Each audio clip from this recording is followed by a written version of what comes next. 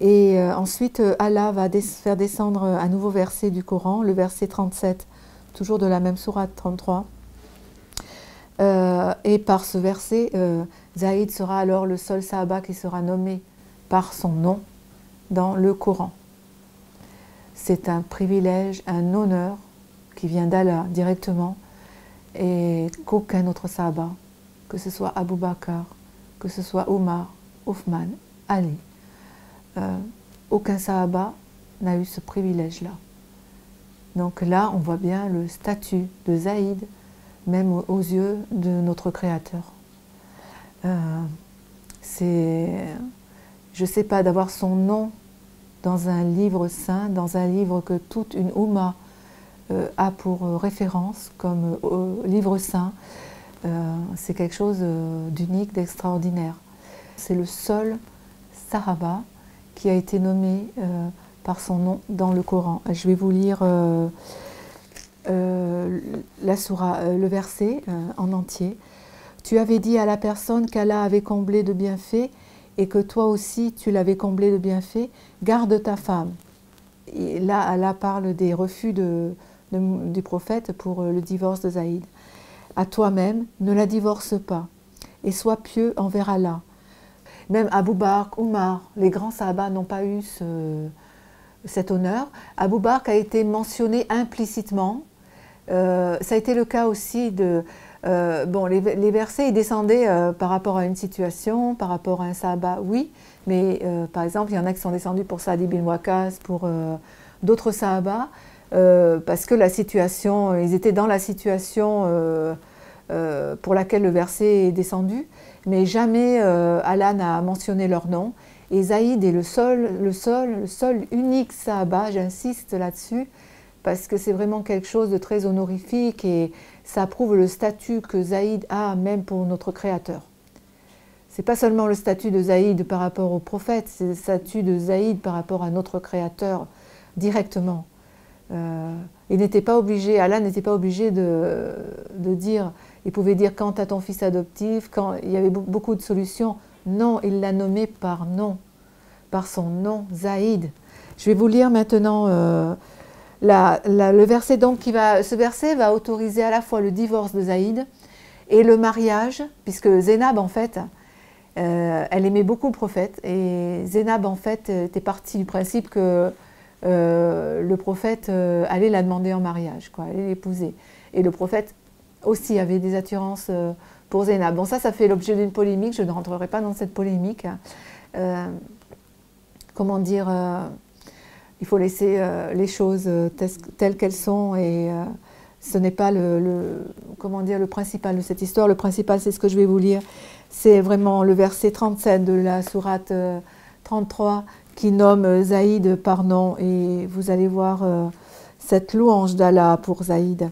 Alors, tu avais dit à la personne qu'Allah avait comblé de bienfaits, que toi aussi, tu l'avais comblé de bienfaits. Garde ta femme à toi-même, ça veut dire à toi-même, ne la divorce pas, c'est un ordre pour Zaïd, ne la divorce pas, et sois pieux envers Allah. Tu cachais à ton âme ce qu'Allah allait t'annoncer, et tu avais peur des gens. Tu redoutais en fait les gens, ce qu'ils allaient dire. Allah a plus de droit pour que tu aies peur d'Allah que peur des gens, sous-entendu que peur des gens, bien entendu. Puis, quand Zaïd, c'est là où il le nomme, a cessé toute relation avec elle, c'est-à-dire qu'il n'y avait plus de relation conjugale, nous te l'avons fait épouser. Donc, par cette phrase, il induit le divorce et il induit le mariage de Zainab avec Mohamed. Il décrète le mariage. Si vous voulez, le mariage avant, c'était bien sûr, il y avait quelqu'un qui faisait l'intermédiaire entre la famille de la future mariée et la famille du marié, un messager. Et donc là, c'est un mariage qui est décrété directement par Allah dans le Coran. Nous te l'avons fait épouser, afin qu'il n'y ait aucun empêchement pour les croyants d'épouser les femmes de leurs fils adoptifs, quand ceux-ci cessent toute relation avec elles. Cela veut dire quand ils sont divorcés. Le commandement d'Allah fut exécuté.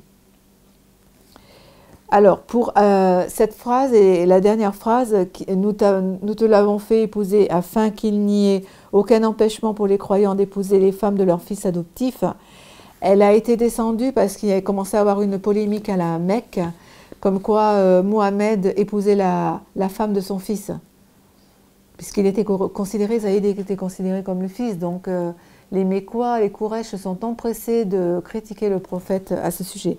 Donc le Coran a mis fin à tout cela. Alors ensuite, Allah va faire descendre des versets au niveau de l'adoption.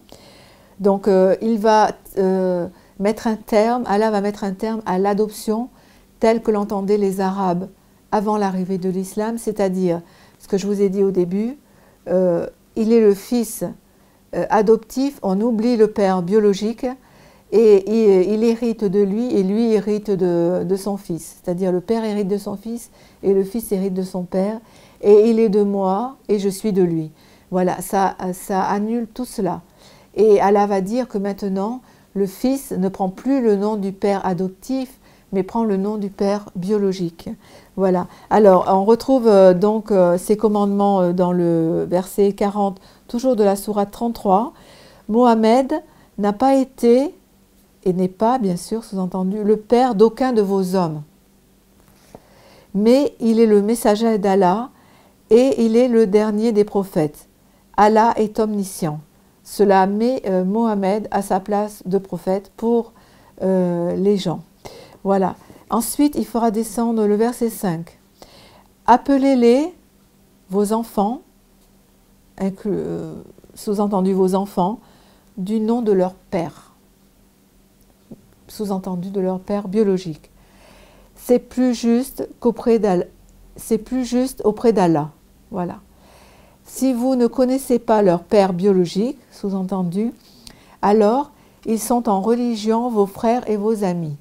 Cela veut dire que même si Zaïd on n'avait pas connu le père biologique de Zaïd, en aucun cas, après ce verset, il aurait pu s'appeler Zaïd ibn Mohammed. Il aurait été le frère, comment dire, il aurait eu un statut de frère en religion, voilà, mais pas de fils. Fils, je veux dire, complètement adopté, comme les Arabes l'entendaient avant, hein, pas comme l'islam l'entend maintenant. Alors ils sont en religion vos frères et vos amis, il n'y a pas de péché pour vous pour les choses avec lesquelles vous avez fait erreur. Mais pour les choses que votre cœur vous a fait faire délibérément, il y a péché. Et Allah est pardonneur, et il transforme les péchés en bien, il est miséricordieux. Voilà, Zaïd désormais ne va plus prendre le nom de Ibn, c'est-à-dire fils de Mohammed, il va prendre le nom de son père, Ibn Harifa. Voilà, et il se conservera ce nom de Ibn Harifa désormais jusqu'à la fin de sa vie. Zaïd était vraiment très aimé du prophète, il lui dira « Tu es mon frère, tu es mon homme libre, tu es de moi et je suis de toi, et tu es la personne que j'aime le plus, que j'aime la plus. » Zaïd sera martyr va finir ses jours comme martyr à la bataille de Mouta, pardon. Et Mouta, je vous en ai parlé avec Khalid, une des plus féroces, des plus difficiles batailles de l'islam. 3 commandants, dont Zaïd, sont morts durant cette bataille. Khalid dira de cette bataille, j'ai utilisé 9 épées durant cette bataille, ce qui veut dire que 9 épées ont été cassées durant la bataille, pour vous dire l'intensité. Voilà, donc Zaïd est mort et bien entendu Mohammed, notre prophète, paix et bénédiction sur lui, il pleurera à gros sanglots la mort de son fils bien-aimé. Voilà, donc je vais faire une brève parenthèse aussi sur son fils, Oussama. Donc Oussama, il naît dans le foyer de Khadija et de Mohammed. Il est le fils de Zaïd et de Ayman. Donc il a un lien très très fort avec le prophète. À l'époque où il est né, son père était toujours le fils adoptif de Mohammed. Voilà, il faut savoir ça. Donc il est né 7 ans avant l'hégire, la migration. Et on peut imaginer tout l'amour qu'il a reçu de la part du prophète.